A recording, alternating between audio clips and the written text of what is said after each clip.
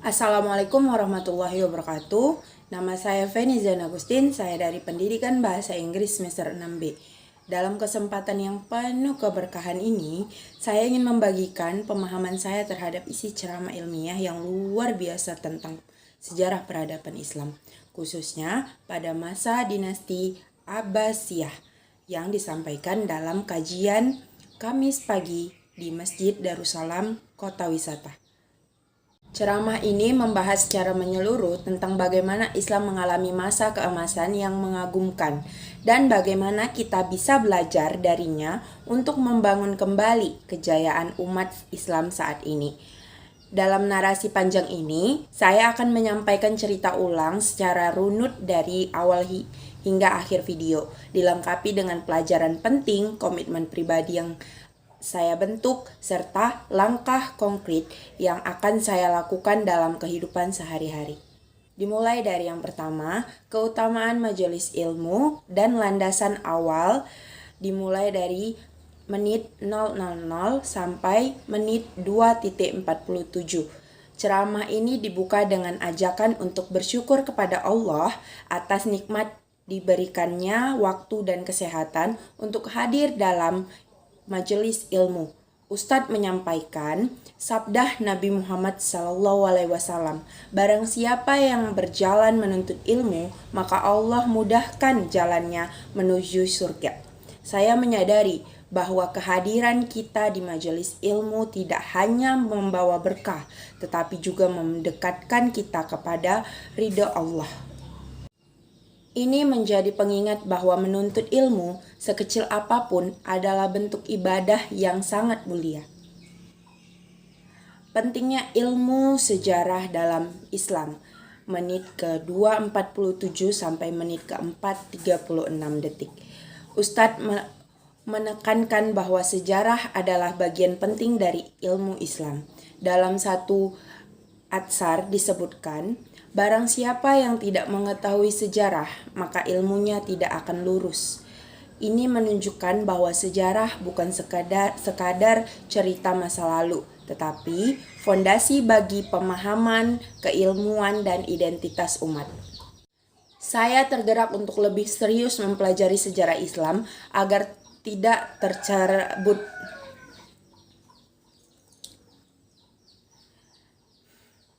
Saya tergerak untuk lebih serius mempelajari sejarah Islam agar tidak tercerabut dari akar peradaban kita. Islam menyebar dalam waktu singkat di menit 4.36 detik sampai menit ke 7.44 detik. Salah satu dari hal paling menakjubkan dalam sejarah Islam adalah bagaimana ajaran ini menyebar luas hanya dalam waktu kurang dari 1 abad setelah wafatnya Rasulullah. Dalam waktu sekitar 50 tahun, Islam telah sampai ke Mesir, Syam, dan Persia. Seorang orientalis barat, Hugh Kennedy, bahkan mengakui bahwa perkembangan Islam sangat luar biasa dan belum pernah terjadi dalam sejarah agama lain.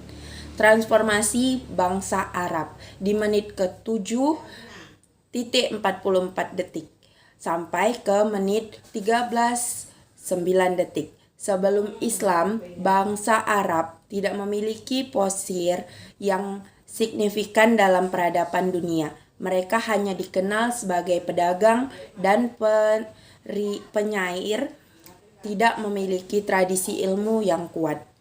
Namun, setelah kedatangan Islam, bangsa ini menjelma menjadi pembawa obor peradaban dunia. Perubahan ini menunjukkan bahwa Islam bukan sekadar agama ritual, tetapi sebuah sistem peradaban yang mampu mengangkat martabat manusia.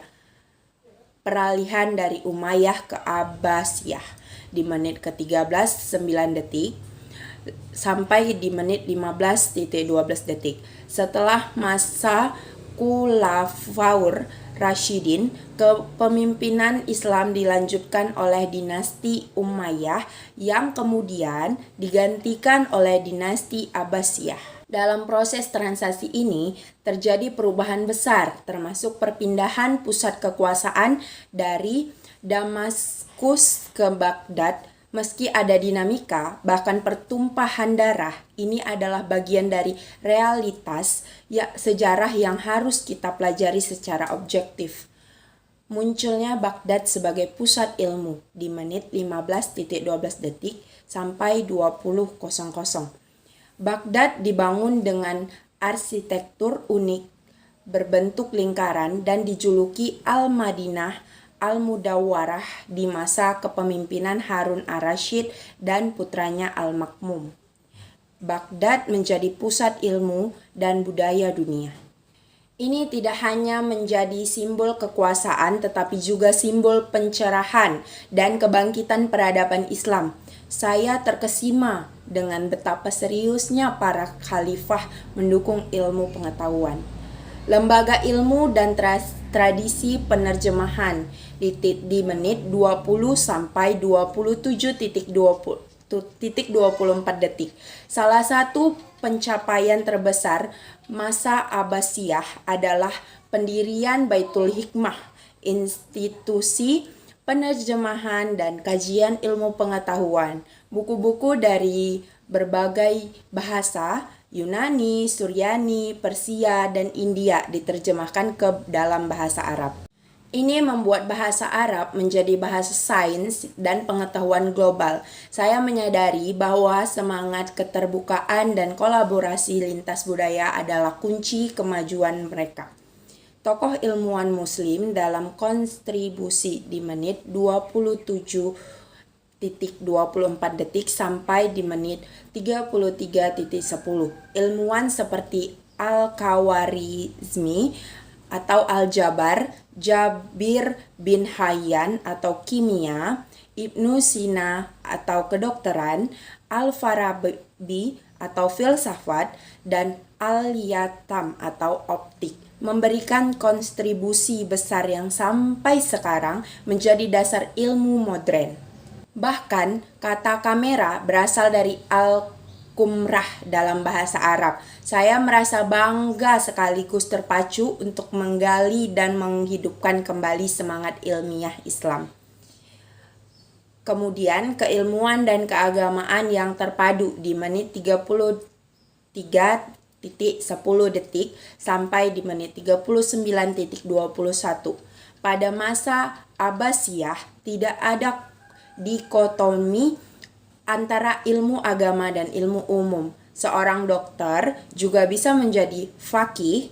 Misalnya, Ibnu Rashid adalah ahli kedokteran sekaligus hakim dan ahli fikih.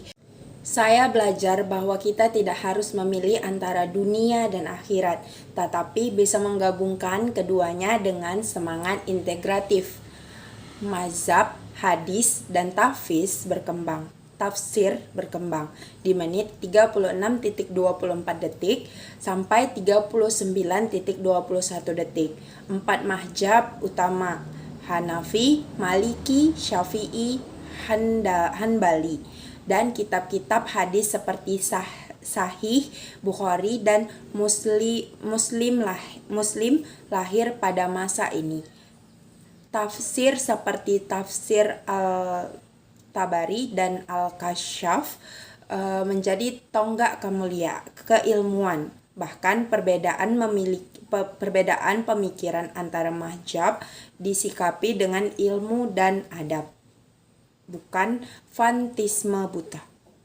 Next, tradisi, toleransi, dan peran non-muslim di menit 40.46 detik sampai di menit 42.17 detik. Non-muslim seperti Hunain bin Ishaq diberi kepercayaan menerjemahkan ilmu karena keahliannya. Ini menunjukkan bahwa umat Islam kala itu tidak eksklusif tetapi merangkul semua yang memiliki kapasitas dan kontribusi. Saya melihat betapa indahnya semangat inklusif dalam Islam sejati. Perkembangan bahasa dan sastra ada di menit 43.10 detik sampai di menit 45.34 detik. Sibawayh, seorang Persia, menjadi pelopor ilmu nahwu. Ilmu arut juga berkembang dari hasil pengamatan terhadap gelombang laut. Ini mengajarkan saya bahwa inspirasi ilmu bisa datang dari alam jika kita mau merenung dan berpikir. Adab dalam perbedaan pendapat di menit ke 45.34 detik sampai di menit 47.57 detik. Imam Syafi'i dikenal dengan sikap rendah hatinya terhadap perbedaan. Beliau berkata, "Pendapatku benar tapi bisa salah, dan pendapat orang lain salah tapi bisa benar." Ini adalah pelajaran besar tentang pentingnya toleransi dalam dunia akademik dan sosial. Diskusi seputar dinasti dan konflik sejarah ada di menit 49 sampai di menit 58. Ada pertanyaan tentang peralihan kekuasaan dari Umayyah ke Abbasiyah yang tidak lepas dari pertumpahan darah. Ini adalah bagian dari dinamika sejarah semua peradaban. Namun yang menarik, dalam proses masuknya Islam ke Nusantara justru berlangsung damai melalui dakwah dan akhlak. Ini menjadi contoh bahwa Islam sejatinya adalah agama kedamaian. Mengapa Islam mundur dan bagaimana bangkit kembali itu ada di menit 59 sampai 1 jam 14 menit. Kejayaan Islam perlahan memudar karena umat menjauh dari ilmu dan akhlak. Said Nursi pernah mengatakan bahwa Eropa sedang mengandung Islam. Artinya, nilai-nilai Islam akan menjadi jawaban atas krisis spiritual di Barat. Untuk itu, umat Islam harus siap menjadi bidan kelahiran peradaban baru. Saya merasa bahwa peran itu bisa kita mulai dari diri sendiri dan lingkungan kecil. Pelajaran yang saya dapatkan menuntut ilmu adalah kewajiban dan jalan menuju kemuliaan.